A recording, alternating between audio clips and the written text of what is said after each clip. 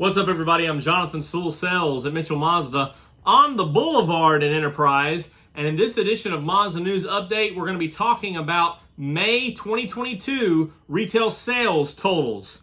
And unfortunately, as you've probably aware, May's numbers were dramatically less than April's.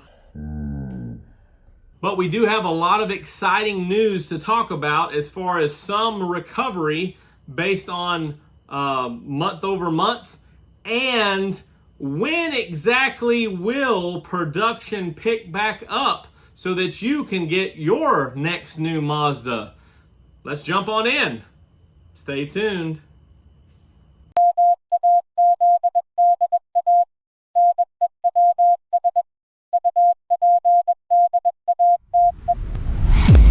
Mazda North American operations reported a sales in the U.S. at 15,312.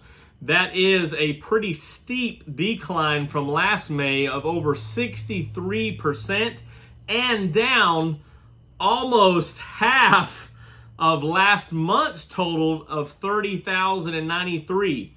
So we can only go up from here.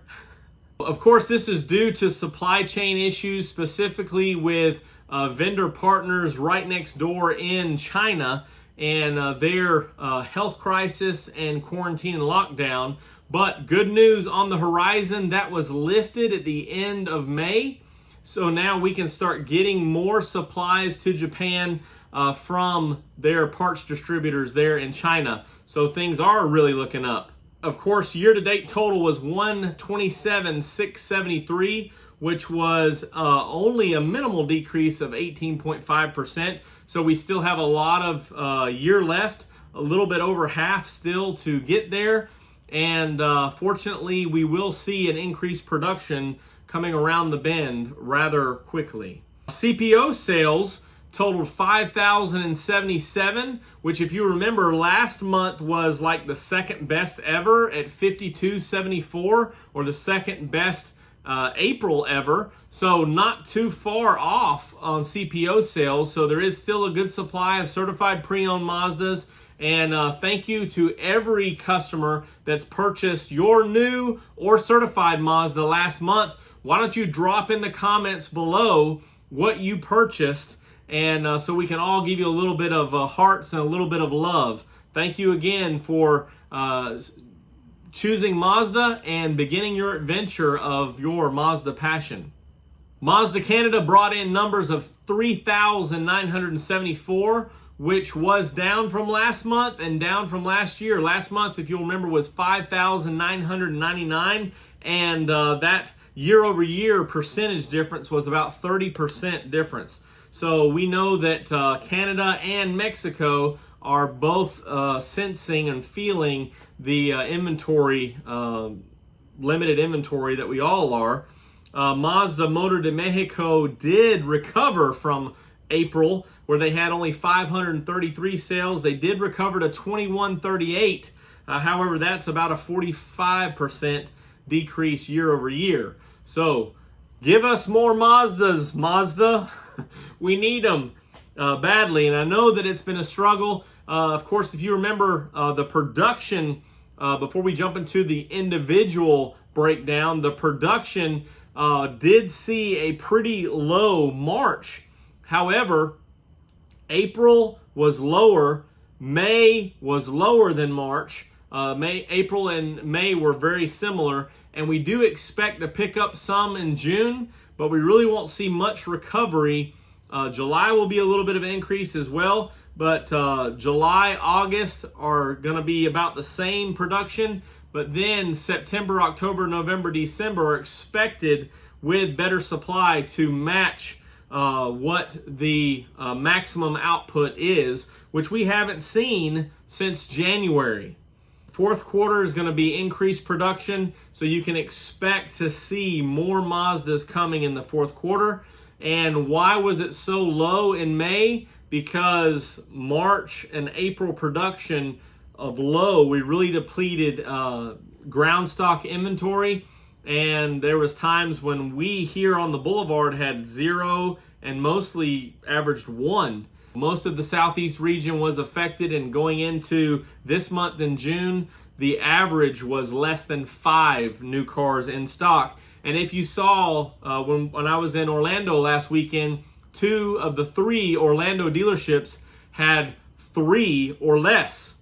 The struggle is real. But things are looking up, as we know that it's only going to get better towards the end of the year. So let's jump into the individual product line or vehicle line numbers. Starting off with the Mazda 3, we saw total sales, sedan and hatchback, of 904. Mazda 6, there's still a few hanging out there. Two units of Mazda 6. Don't know if those are the last 2 in the country or what. MX-5 Miata, of course, not too certain how many 22s we're going to see. I think they're just building out the rest of those orders of clubs. But they did total there with 405 between MX-5 and MXR models, or the soft top and the RF models. You can see more RFs than soft tops. CX-3's been gone for a while. CX-30 at 2,955. CX-5, quite a substantial decline of 60% at 8,093. Still the best-selling Mazda, of course. CX-9 at 1,453. And CX-50 bested the CX-9 at 1,465. However, this too was down from 1,700 in April. MX-30 at 35. So you can see those totals there. 1,311 for cars, 14,001 for trucks, for a total of 15,312.